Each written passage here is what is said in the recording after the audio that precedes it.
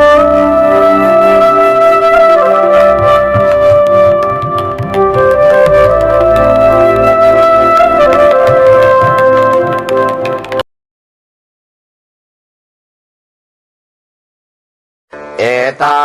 उत्या उषसः केतुमक्रत पूर्वे अर्धे रजसो भानुमञ्जते निष्कृण्वाना आयुधानेव धृष्टभः प्रतिगावोरुषेर्यन्ति मातराः। इसे आप ध्यान से सुने, बड़ा ही मनोरम कल्पना का पुट है। आती हैं उषाएं नित्य लाती हैं प्रभात साथ, आती हैं उषाएं नित्य लाती हैं प्रभात साथ, किरणों की रुचिर पताका फहराती हैं, किरणों की रुचिर पताका फहराती हैं, फैले हुए अंधकार को मिटाती जाती और चारों ओर चाव से उजाला बिखराती हैं। जैसे शूरवीर चमकाते निज अस्त्र, वैसे गगन का पूर्व अर्ध भाग चमकाती हैं, और लाल गायें हरे भरे श्वेत में दिखाएं जैसे, लाल गायें हरे भरे खेत में दिखाएं जैसे, वैसे नभ मध्य लाल किरणें दिखाती हैं, वैसे नभ मध्य लाल किरणें दिखाती हैं। आती हैं उषाएं नित्य लाती हैं प्रभात साथ, किरणों की रुचिर पताका फहराती हैं, फैले हुए अंधकार को मिटाती जाती और चारों ओर चाव से उजाला बिखराती हैं। जैसे शूरवीर चमकाते निज अस्त्र, वैसे गगन का पूर्व अर्ध भाग चमकाती हैं, लाल गायें हरे भरे खेत में दिखाएं जैसे, वैसे नभ मध्य लाल किरणें दिखाती हैं, वैसे नभ मध्य लाल किरणें दिखाती हैं। उषा प्रभात की अधिष्ठात्री देवी हैं। प्रभात नवीन चेतना लेकर आता है और उस प्रभात में जल चैतन्य नव जागरण के जल से स्नात परम पवित्र चित्त वाला होता है। लोग अपने अपने कर्मों में निरत हो जाते हैं और संसार में एक क्रियाशीलता व्याप्त हो जाती है। यह परम पुनीत निरारंभ का काल होता है। उषा को हम मोटे रूप से उस झुलफुले समय को कह सकते हैं जबकि रात्रि विदा ले चुकी होती है, सूर्योदय का समय निकट होता है और एक झुलफुला सा अरुणाभ वातावरण छाया रहता है। यह उषा काल होता है। उषा को दिव्यपुत्री कहा गया है। स्वर्गलोक से अवतरित होती है, धरती पर आती है, बड़े मनोरम रूप में धरती में चेतना का और सौंदर्य का प्रसारण करती है। इसे अश्विनी कुमारों की माता भी कहा गया है और निशा की बहन भी कहा गया है। अश्विनी कुमार देव वैद्य हैं, इसका मतलब हुआ आरोग्य, और उषा का संबंध है प्रातःकाल के पवन में एक नवीन ताजगी होती है, एक विशिष्ट चेतना होती है, आरोग्यवर्धक शक्ति होती है। इससे हम सभी परिचित हैं। तो उषा का ऋषियों ने बड़ा ही मनोरम चित्रण किया है और इसमें ऋषि का काव्य हृदय फूट पड़ा है। रमणीय चित्रण है उषा का एक रमणी के रूप में, और हम देखेंगे कि एक काव्य की मनोरम धारा प्रवाहित हुई है। उषा का मानवीकरण हुआ है और एक काव्य का मनोरम दृश्य प्रस्तुत किया गया है। ऋषि का काव्यत्व इसमें उमड़ पड़ा है।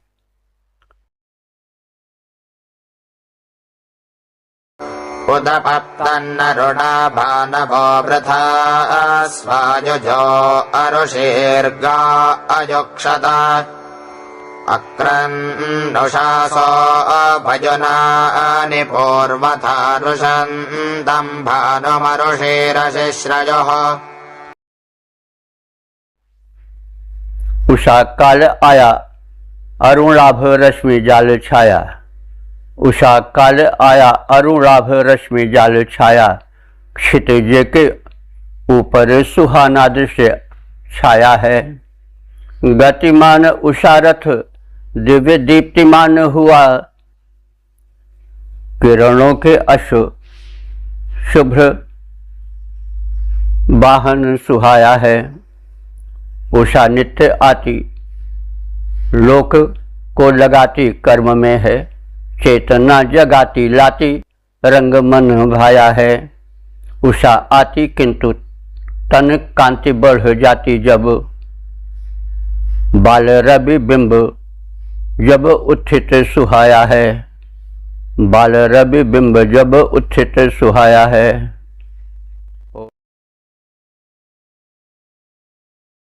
अर्चन्ते नारीरपसो न विष्टिभिः समानेन योजनेनापरावताः। इषं वहन्ते स्वकृते सुदानवे विश्वेदः यजमानाय सुन्वते। उषा कर्म में कुशल एक नारी के समान। उषा कर्म में कुशल एक नारी के समान। नित्य आसमान से धरातल पे आती है। मनाती कोई समारोह नव्य नित्य। संसार को किरणों के हार पहनाती है। संसार को किरणों के हार पहनाती है।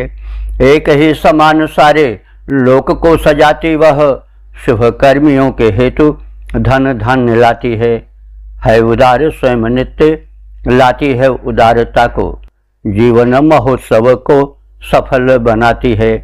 जीवन महोत्सव को सफल बनाती है। उषा कर्म में कुशल एक नारी के समान। नित्य आसमान से धरातल पे आती है। मानो हो मनाती कोई समारोह नव्य नित्य। संसार को किरणों के हार पहनाती है। एक ही समान सारे लोक को सजाती वह। शुभ कर्मियों के हेतु धन धान्य लाती है उदार स्वयं सिखलाती है उदारता को। उदार स्वयं सिखलाती है उदारता को। जीवन महोत्सव को सफल बनाती है। जीवन महोत्सव को सफल बनाती है।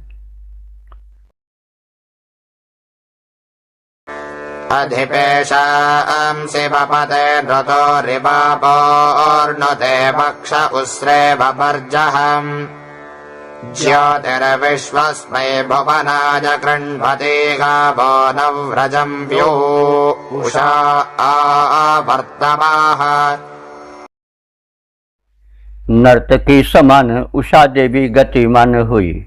धरती अनेक रूप आती है। धरती अनेक रूप आती है।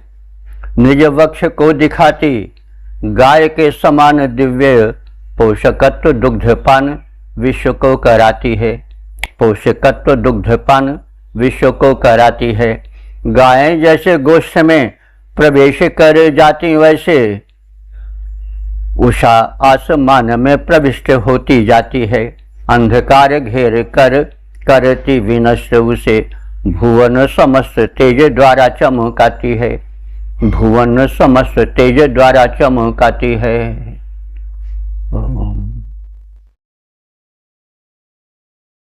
प्रत्यर्चेरुषदस्या अदर्शि वितिष्ठते बाधते कृष्णमभ्रम्।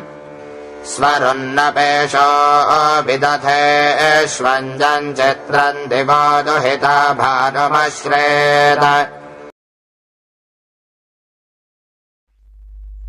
तेजपूर्ण उषा के प्रकाश का विकास खास। तेजपूर्ण उषा के प्रकाश का विकास खास प्राची में प्रत्येक दिन पड़ता दिखाई है। फैल जाता चारों ओर अंतरिक्ष में अथोर और कर देता घोर तम की सफाई है। घृत लिप्त यूप के समान स्निग्ध दीप्ति युक्त आभा उषा मुख में अलौकिक सुहाई है। दुहितादि लोक के विराजमान लोक मध्य बड़ा ही विलक्षण प्रकाश साथ लाई है। उषा बड़ा ही विलक्षण प्रकाश साथ लाई है। अतारेष्मतमसस्पारमस्योषा उच्छन्ते भजुना गृणोति सृजे छन्दो न स्मजते विभाति सुप्रतीकासो मनसा जाजीगः। होते अंधकार के प्रसार से हैं पार हम, होते अंधकार के प्रसार से हैं पार हम।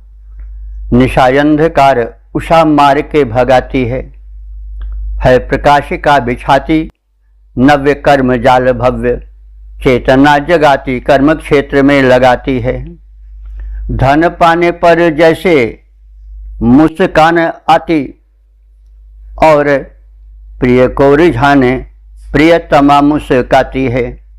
मुस्कान वैसी ही बिछाती आती उषा नित्य।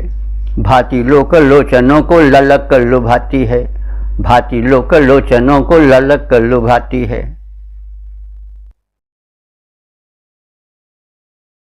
भास्वते नेत्रे सोनृतानां दिवस्तमे दुहिता गौतमेभिः। प्रजापतो नृपतो अश्वबुद्ध्यानुषो गो अग्रां उपमासि वाजान्। उषा दीप्तिमती ज्योति जाल वाहिका हो देवी। उषा दीप्तिमती ज्योति जाल वाहिका हो देवी। सत्य बोलने की प्रेरणाएं पहुंचाती हो। स्वर्ग पुत्र के तुम्हारी कीर्ति गाते गौतम हैं। सुजस श्रवण कर अति सुख पाती हो। उषा देवी धन धान्य पुत्रों को प्रदान करो।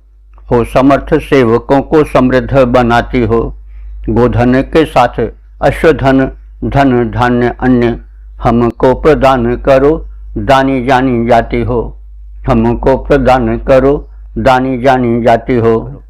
तो वैदिक ऋषि जो है वो दीनहीन जीवन का चाहने वाला नहीं है, और धन जो धन्य कर दे, धन्य बनाने वाला तो धन ही होता है।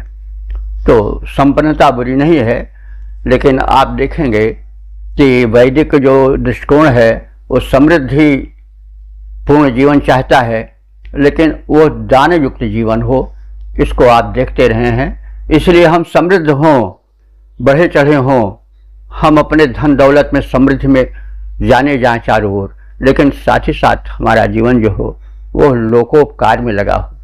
तो ये तो हमने कह दिया, इसलिए थोड़ा जोड़ दिया कि आज का धन की तृष्णा बहुत ज़्यादा है, तो कहीं उस धन तृष्णा में हम दूसरा पक्ष न भूल जाएं। तो इसलिए इस मंत्र में उषा की प्रशंसा की गई और कहा गया कि दीप्तिमती और सत्य भाषण की प्रेरिका, द्विलोक की दुहिता उषा देवी गौतम ऋषियों द्वारा प्रशंसित है। और ऐसी हे प्रशंसिता उषा देवी, तुम हम उपासकों को वीर पुत्र पौत्रों से संपन्न करो। हमारे परिवार में विपुल गोधन हो, वाज्य धन हो एवं अन्य धन धान भी परिपूरित हो।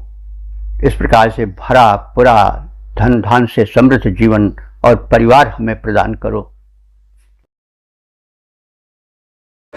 उषस्तमस्याञ्जशसं सुवीरं दासप्रवर्गं रजिमश्वबुद्ध्यम् सुदं ससाश्रवसाजा विभासि वाजप्रसूता सुभगे बृहन्तम्।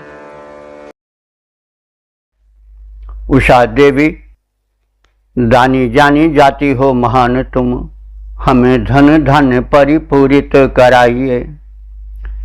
पुत्र रण बांकुरे सुवीर रणधीर मिले, पुत्र रण बांकुरे सुवीर रणधीर मिले। साथ साथ वीर वर पुत्रों को बढ़ाइए। सेवा पटु आज्ञाकारी सेवक सुजान मिले, सेवा पटु आज्ञाकारी सेवक सुजान मिले। अश्वधन धान्य पूर्ण जीवन बनाइए। धन धान्य दात्री और शुभ कर्म कर्त्री देवी, अनुदान हमको प्रदान कर जाइए। अनुदान हमको प्रदान कर जाइए। विश्वानि देवी भुवनाभिचक्ष्या प्रतीचे चक्षुरुर्भिजा विभाति विश्वं जीवं चरसे बोधयन्ति विश्वस्य वाचमविदन्मनायोः। उषा देवी देखती हैं सारे लोगों को प्रथम, उषा देवी देखती हैं सारे लोगों को प्रथम, पश्चिम दिशा में फिर नयन घुमाती हैं और होती हैं प्रकाश से विशिष्ट प्रतिभाषित और सोते प्राणियों को जगा कर्म में लगाती हैं। लाती क्रियाशीलता है चेतना जगाती नव्य, कर्मधारा द्वारा सारा लोक नहलाती हैं। मानव मननशील में जगाती कल्पनाएं प्रेरणा प्रदान कर उद्यमी बनाती हैं। एतदर्थ लोगों से प्रशंसा भूरी पाती हैं, एतदर्थ लोगों से प्रशंसा भूरी पाती हैं। पुनः पुनर्जायमाना पुराणी समानं वर्णमभिशंभमाना श्वग्नेव कृत्नरविजामिनानामर्तस्य देवी जरजञ्जायोः। उषा है सनातन न नष्ट होने वाली कभी, उषा है सनातन न नष्ट होने वाली कभी, जग मंच पर बार बार आती जाती है। एक रूप रहती है अंतर न आता कभी, एक रूप रहती है अंतर न आता कभी, अपना समान रूप सबको दिखाती है। किंतु क्षीण होते जाते आयु दिन प्राणियों के आती जाती साथ परिवर्तन को लाती है और व्याधि जैसे पक्षियों के पर को कुतरती है। उषा वैसे प्राणियों की आयु को घटाती है, उषा वैसे प्राणियों के आयु को घटाती है। व्योर्न्वते दिवो अन्ताङ्गबोध्यपस्वसारं सनुतर्जुजोति प्रमिनते मनुष्या युगानि जोषाजारस्य चक्षसा विभाति। आसमान को प्रकाशमान करने के हेतु उषा गतिमान है, महान छवि छाई है। जागते ही अपनी बहन रजनी को कहीं, जागते ही अपनी बहन रजनी को कहीं, दूर देश में छिपा के आके मुस्काई है, दूर देश में छिपा के आके मुस्काई है। आती आती और जाती है घटाती आयु मानवों की, आती किंतु जाती है घटाती आयु मानवों की। चाल में विनाश की विवशता समाई है और प्रणयी दिनेश के समागम से है प्रसन्न, मुख की प्रसन्नता प्रकाश बन आई है। प्रणयी दिनेश के समागम से है प्रसन्न, मुख की प्रसन्नता प्रकाश बन छाई है, मुख की प्रसन्नता प्रकाश बन छाई है। पशोन्न चित्रा सुभगा प्रधाना सिन्धुर्नक्षोद उर्भिजाव्यश्वैद अमिनते दैव्या निव्रतानि सूर्यस्य जयति रश्मिभिर्दृशाना।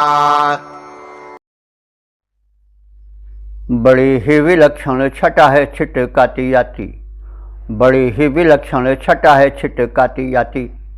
उषा में अलौकिक ही शोभा विद्यमान है। उषा का प्रकाश फैल जाता जब चारों ओर, होता है जहान इस भांति भासमान है। मानो पशु फैले चारागाह में हैं चारों ओर, मानो पशु फैले चारागाह में हो चारों ओर। बाढ़ वारी आकी हो रहा प्रवाहमान है, बाढ़ वारी काया की हो रहा प्रवाहमान है। उषा करती है शुभ कर्म यज्ञ का विधान, रवि किरणों के मध्य होती गतिमान है, रवि किरणों के मध्य होती गतिमान है।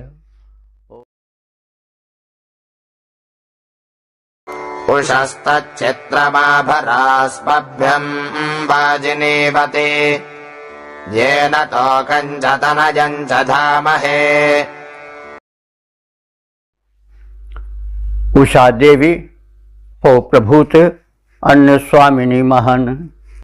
उषा देवी हो प्रभूत अन्न स्वामिनी महान। देवी हमको विशिष्ट अन्न धन दान दो।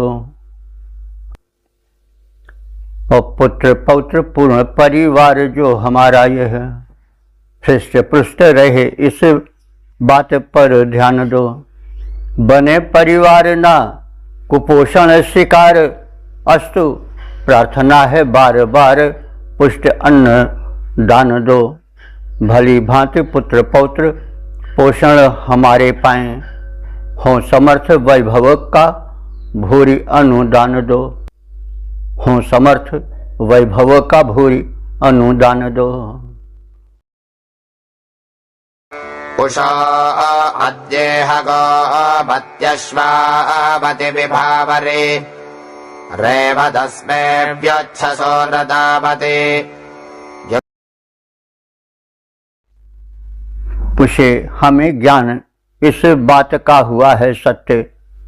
पोषकत्व परिपूर्ण किरणें तुम्हारी हैं और शक्ति का रहस्य छिपा तेरे अंचल में देवी। तेज परिपूर्ण आभा तेरी हितकारी है। प्रिय सत्यभाषिणी है मंद मृदुहासिनी है। यज्ञ अनुकूल यह बेला सुखकारी है। यज्ञ शुभ कर्म हेतु वैभव प्रकाश भरो। तुमसे है उषा देवी विनती हमारी है। तुमसे है उषा देवी विनती हमारी है। यक्ष्वाहि वाजिने वत्यश्वां अद्यारुणां उषः अथा नो विश्वासो भगान्यावः। उषा देवी अश्वों वाली धन धान्यशाली तुम हो बड़ी प्रभावशाली। शक्ति बड़ी भारी है। रथ है तुम्हारा दिव्य लाल लाल किरणों के अश्वजाल जोड़ो। दिव्य महिमा तुम्हारी है। आवो यज्ञ मंडप में तुमको बुलाते हमको तुम्हारी शक्ति सुविदित सारी है। विश्व के समस्त श्रेष्ठ सौभाग्य को साथ लावो। हमको प्रदान करो विनती हमारी है। उषा का देवस्वरूप अथवा उनका देवता का जो कॉन्सेप्शन है तद विषय का उदाहरणा है उससे हम सब परिचित हो चुके हैं। उषा प्रातकाल का झुलफुला काल होता है। उस समय शक्ति का स्रोत प्रकृति में फूट पड़ता है और जो ऑक्सीजन लेवल है जिसकी बड़ी चर्चा आजकल है वो उषा काल में प्रचुर मात्रा में होता है जो कि स्वास्थ्यप्रद होता है, चेतनाप्रद होता है। ऋषियों ने इसको बहुत पहले पहचान लिया था और इसलिए उषा को एक देवी मान करके उसकी उपासना की थी। तो और यह तो हम लोग जान चुके हैं कि सृष्टि शक्ति से चल रही है और भिन्न भिन्न समयों में भिन्न भिन्न शक्तियां जागृत होती हैं। उषा और निशा दोनों बहन हैं, तो दोनों शक्ति के स्रोत हैं। निशा में व्यक्ति जो है वो विश्राम करता है और शक्ति का संचयन करता है और उषा काल में प्रकृति में व्याप्त शक्ति का प्रवाह सक्रिय होता है। इन सब बातों को ध्यान में रख करके ऋषियों ने प्रातः जागरण को बड़ा महत्व दिया है और कर्म में लग जाने को बड़ा महत्व दिया है। हमें इन सब नियमों पर आना होगा यदि हमको स्वस्थ जीवन और सुखी जीवन, कर्मठ जीवन बिताना है तो। अश्विनावर्तिरस्मदा गोमद्दस्रा हिरण्यवद अर्वाग्रथं स मनसा निजच्छतम्। अश्विनी कुमारो तुम दोनों शत्रु नाशक कहो। अश्विनी कुमारो तुम दोनों शत्रु नाशक कहो। शत्रुनाश वाला निज रूप दिखलाइए और दोनों संगठित हो। समान दृष्टि दोनों की है, एकता का पाठ हम सबको पढ़ाइए। गोधन सुवर्ण की प्रचुरता तुम्हारे पास है, उन्हें धार कर मेरे घर पर आइए और हमें अपनाइए। लगाइए न देर, अब रथ को हमारी ओर कृपया चलाइए। रथ को हमारी ओर कृपया चलाइए। तो अश्विनी कुमार इस प्रकार से प्रत्यक्ष देवता नहीं है जैसे अग्नि, सूर्य, पवन आदि। ये वे सूक्ष्म देवता हैं जो कि शक्ति के प्रवाह के रूप में है और जो स्वास्थ्य संबंधी सिद्धांतों और नियमों से परिचित कराते हैं। उनके द्वारा लोगों को स्वस्थ और सुखी बनाते हैं। अश्विनी कुमार दो भाई के रूप में कल्पित है। अश्विनी कुमार दो हैं और दोनों एक दूसरे से मिले जुले रहते हैं, कभी बिछोड़ते नहीं हैं और दोनों एक ही रथ पर चलते हैं। और एक को उषा का पुत्र कहा गया है और एक को निशा का पुत्र कहा गया है। तो कहने का मतलब कि उषा और निशा में आरोग्य विषयक जो सिद्धांत हैं उन सबको यह सृष्टि में लागू करते हैं। ये देव के भिषज हैं, यानी जो दिव्य कर्मों से जुड़े रहते हैं अपने आहार विहार द्वारा, उनके बड़े प्रिय होते हैं ये और सदैव उनकी सहायता करते रहते हैं। अश्विनी कुमार दो हैं, इस विषय में स्पष्ट कर देना आवश्यक है कि दो क्या है।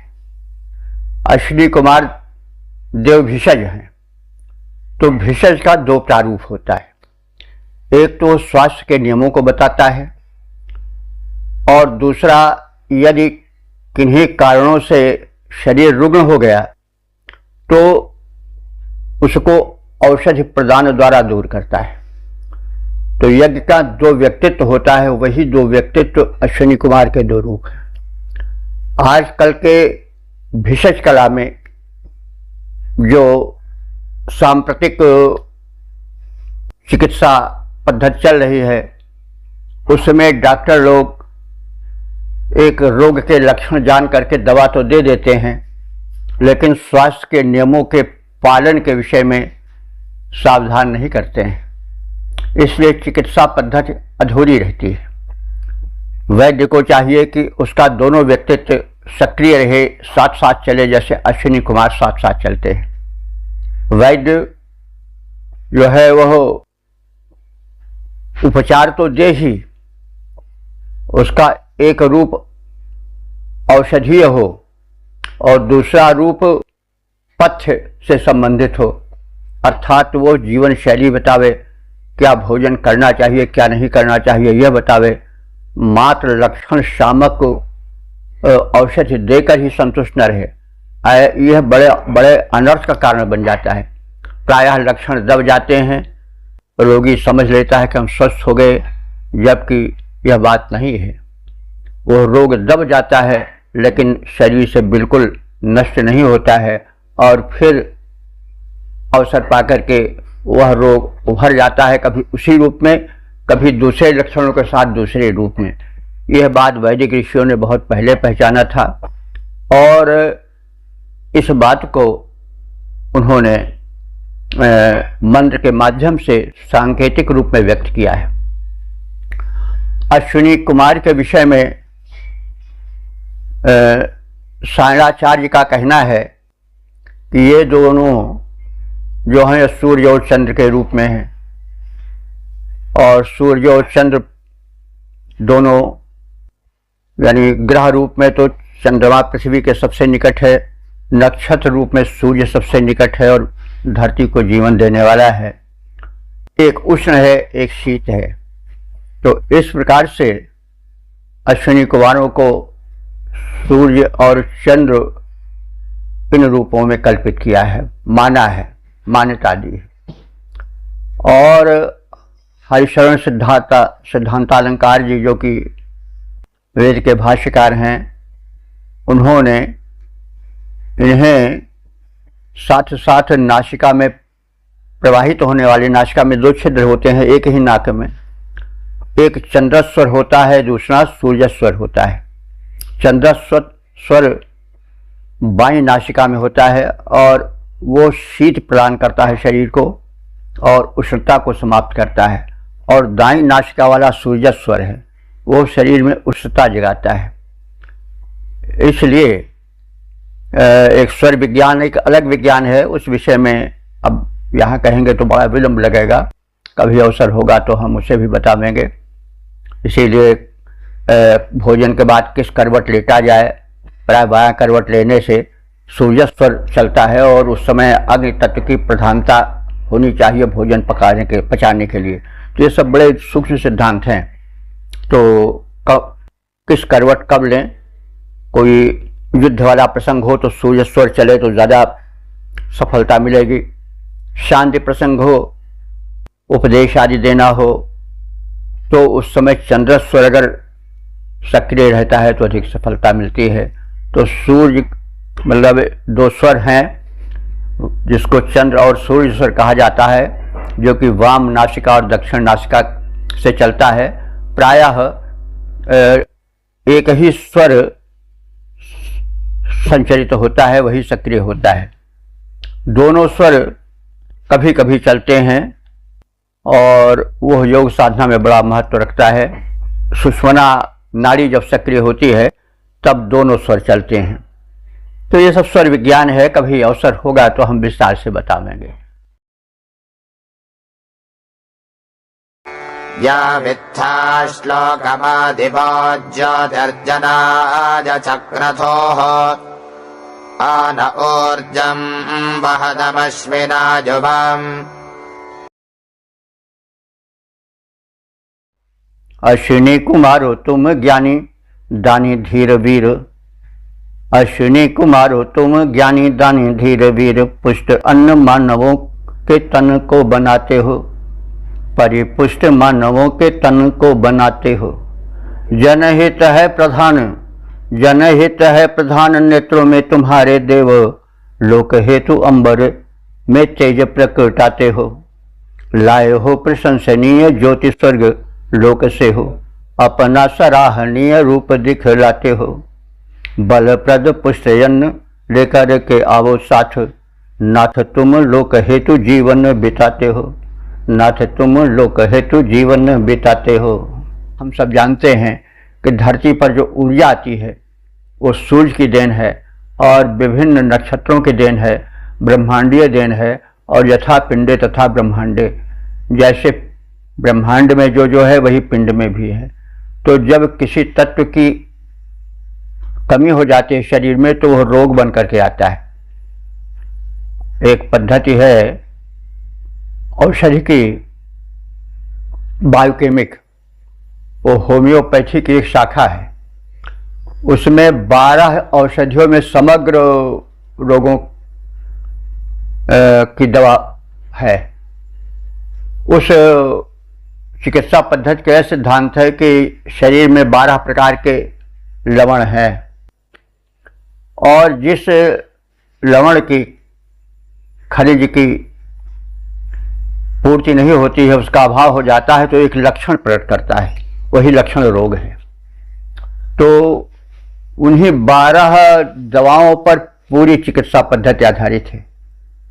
तो वो जो शक्ति पदार्थ जिससे कि हमारा प्राणियों का शरीर बनता है, तो वे जब तक शक्तिप्रद पदार्थ जो कि आहार के द्वारा हमको प्राप्त होते हैं, शरीर उनको शोषित करके रक्त में मिलाता है, फिर धातुएं बनती हैं, तो वे सब जब पूर्ण रूप से अपने भीतर संचित पदार्थों को शरीर को देते रहते हैं तो शरीर स्वस्थ रहता है।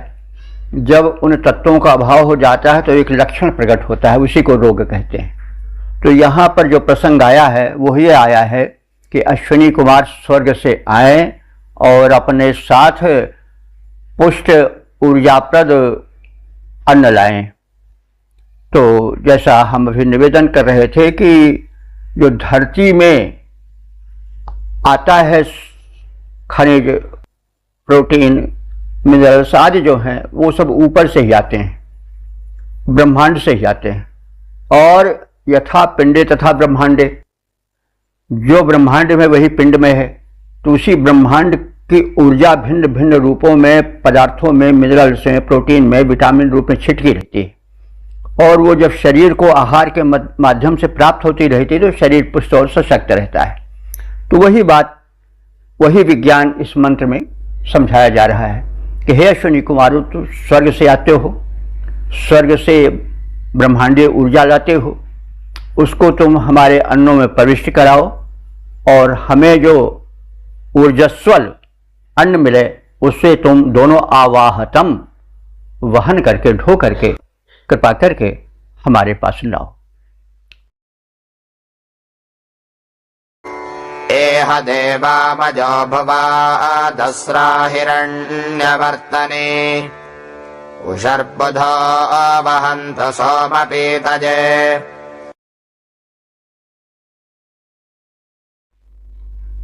प्रातः काल जागृत जो होते शक्ति के प्रवाह, प्रातः काल जागृत होते जो शक्ति के प्रवाह, लाएं अश्विनी कुमारों को जो उपकारी हैं। सोमपान अश्विनी कुमारों को कराने आए, जो कि शत्रु नाशक हैं, रोग शोकहारी हैं। आरोग्य प्रदाता अश्विनी कुमार दाता दिव्य, स्वर्ण रथ पर नित्य करते सवारी हैं। आए यज्ञ भूमि पर शोभा को बढ़ाएं भूरी, आए यज्ञ भूमि पर शोभा को बढ़ाएं भूरी।